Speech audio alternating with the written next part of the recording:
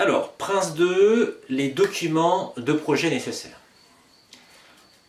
Alors, on pourrait penser que comme Prince 2 est de plus en plus agile, on a de moins en moins de documentation. L'agilité n'implique pas l'absence de documentation. Je rappelle que la documentation, elle n'est pas là pour embêter les chefs de projet, leur faire perdre du temps. Elle est là pour communiquer avec le reste des équipes. Et les équipes, c'est aussi bien les futurs utilisateurs, les utilisateurs clés, les concepteurs, le client, les gens qui financent, les achats, les fournisseurs, les développeurs et toutes les personnes qui vont travailler sur votre projet. Donc cette documentation, il faut la soigner, cette documentation de projet. Alors, concrètement, on retrouve quoi dans la documentation de projet Prince 2? Eh bien, on retrouve 3 types de documents qui vont permettre de faire vivre le projet, de le tracer aussi, et du coup de pouvoir en tirer des leçons apprises et de garder des traces, des archives pour les projets suivants, pour les collègues de l'entreprise. Alors tout d'abord, les documents de référence, le cas d'affaires, qui permet de justifier le projet, qu'on appelle aussi parfois note de cadrage dans les entreprises, project charter si on fait du PMBOK, mais aussi documents économiques. Donc vous voyez, ça peut avoir plusieurs noms différents. L'idée c'est de justifier. L'exposé du projet qui va expliquer comment les tenants et les aboutissants du projet, comme un exposé de n'importe quoi, on expose à un auditoire la nature du projet, on le décrit d'une certaine manière à un haut niveau. Un document de description de produit du projet, on va expliquer les critères pour que le projet soit réussi, soit accepté par l'entreprise. La description de produit qu'on appellerait dans le jargon quotidien les spécifications détaillées, alors que la description de produit de projet serait une sorte de description de conception générale, de spécification générale. La documentation d'initialisation de projet, donc la DIP, qui est une espèce de classeur qui va inclure tous les documents de référence, donc ça peut être une sorte aussi d'archive ou de répertoire, dans lequel on va effectivement mettre aussi le plan de projet, le plan de séquence. Alors les plans d'exception, c'est si jamais le projet dépasse ses tolérances. Et puis un plan d'équipe, si on a beaucoup d'équipiers sur un projet, c'est bien de savoir effectivement qui fait quoi un peu au quotidien. Enfin, dans les documents de référence, on va trouver quoi? Les approches. Alors, elles sont plusieurs, plurielles. Les approches, c'est ce qu'on appelait autrefois les stratégies. Qu'est-ce que l'on va... comment on va faire son projet? Donc, stratégie pour gérer les bénéfices du projet, donc dans la vie post-projet. Le contrôle des changements, quelle est la procédure, les outils, les méthodes pour gérer les changements. La gestion de la communication, qu'on appellerait dans certaines boîtes le plan de com. Comment on gère la communication sur le projet, quelles sont les réunions, est-ce qu'il y a une newsletter, est-ce qu'il y a un site web, voilà. Comment, d'une façon générale, on communique. Mais tout ça, ce sont des documents. Hein. Alors, c'est pas forcément des romans, on n'est pas là pour faire de la littérature, mais ça peut être dans ces documents d'initiation de projet, un paragraphe, un chapitre qui explique assez proprement et synthétiquement comment on va faire. Tout dépend évidemment de la taille du projet. Sur un gros projet, on va un peu plus soigner les formes et on va rentrer plus dans le détail, parce que un projet, c'est plus de risques, c'est plus de coûts, donc on veut être sûr avant de démarrer qu'on a bien la bonne approche, qu'on n'est pas en train de partir dans une mauvaise direction. Qu'est-ce qu'on trouve aussi? L'approche de management de la qualité. Comment on gère la qualité sur ce projet, avec quels outils, avec quels moyens, avec quelles ressources. Gestion des risques, là encore, l'entreprise doit fournir en principe une façon de gérer les risques. Comment sur les projets on va gérer les risques? Je dirais pas au quotidien, mais à chaque fois qu'on identifie un risque. Est-ce qu'on a des outils? Qui surveille le risque? Qui gère le risque?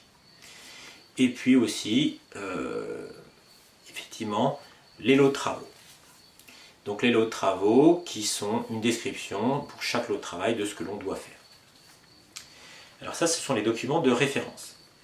On va trouver aussi les enregistrements. Alors les enregistrements portent plusieurs noms. Enregistrement de la configuration, journal de projet, registre. Alors qu'est-ce que c'est l'enregistrement de la configuration? C'est un peu schématiquement, je dirais, l'état de chaque document, de chaque composant du projet, dans quel niveau de version il est. Donc à chaque fois qu'on l'enregistre, on doit avoir la version N+1, mais on garde quand même tout l'historique des versions. On pourrait parler de versionning et d'ensemble de versionning, même si dans la pratique c'est un tout petit peu plus riche que ça, un petit peu plus complexe. Le journal de projet, qui est en fait le journal de bord, le chef de projet au quotidien va expliquer ce qui se passe sur le projet. Le registre des incidences. Une incidence, c'est tout ce qui peut impacter un projet. Journal des retours d'expérience, toutes les leçons apprises, les bonnes comme les mauvaises. Registre qualité, toutes les actions liées à la qualité, le contrôle qualité, tous les checks, avec là encore un petit planning dedans, quand est-ce qu'on fait quoi. Et puis le registre des risques, avec l'identification de tous les risques, et puis les actions que l'on a prises, les actions proactives pour gérer le risque. Donc ces enregistrements, c'est quelque chose que l'on va nourrir au quotidien. Voilà. Dernière partie, les rapports, troisième type de document. Les rapports sont en fait des photos, des clichés, des enregistrements, dans le but de communiquer. Communiquer quoi? Alors tout d'abord le rapport d'avancement, qui est produit par le chef d'équipe, et qui est produit sur quoi? Sur le produit. En quoi le produit avance de semaine en semaine par exemple. Le rapport d'état du produit, donc à chaque fin de séquence, c'est normal de fournir un état qui montre que le produit est peut-être encore en cours ou qu'il a déjà bien avancé. Si on est en agilité, par exemple, on va commencer sur un premier sprint, une première séquence, avec peut-être une maquette que l'on va transformer en prototype, un prototype qu'on améliore, un prototype qu'on industrialise. Voilà, donc tout ça sera rendu sur un rapport d'état du produit. Un rapport d'exception, si on dépasse une tolérance, voilà, une limite maximum de budget qu'on s'était donné, une limite de délai. Un rapport d'incidence, quand on a un changement qui vient impacter de façon significative le projet. Donc on va rapporter, on va communiquer.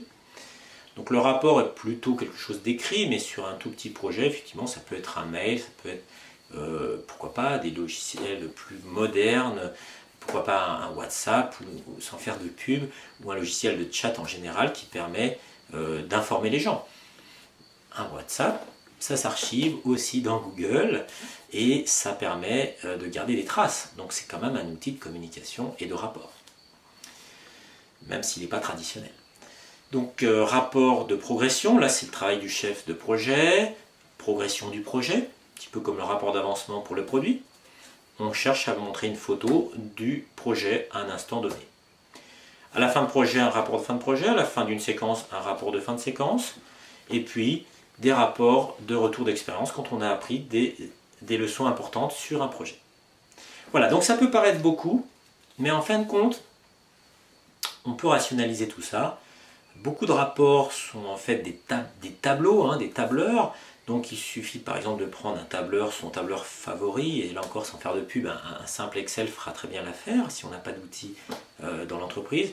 Et dans chaque onglet, on peut mettre un sujet, un thème en particulier. La qualité dans un onglet, les risques dans un autre onglet, le journal de projet dans un autre, les incidents dans un autre. Donc je dirais avec un seul fichier Excel, vous pouvez faire vos enregistrements. Et quand on vous demande de faire un rapport, vous faites une impression par exemple PDF et ça va vous générer pour chaque onglet un rapport. Vous voyez, sur un petit projet, on n'est pas obligé d'avoir 36 documents non plus. Voilà. C'est assez rationnel. Voilà, donc c'était une vision globale. Vous retrouverez bien sûr le détail de tous ces documents dans l'ouvrage de référence Réussir son management de projet avec Prince 2. Vous retrouverez aussi tout ça dans mon petit Open It Prince 2. Voilà, donc c'est tout pour aujourd'hui.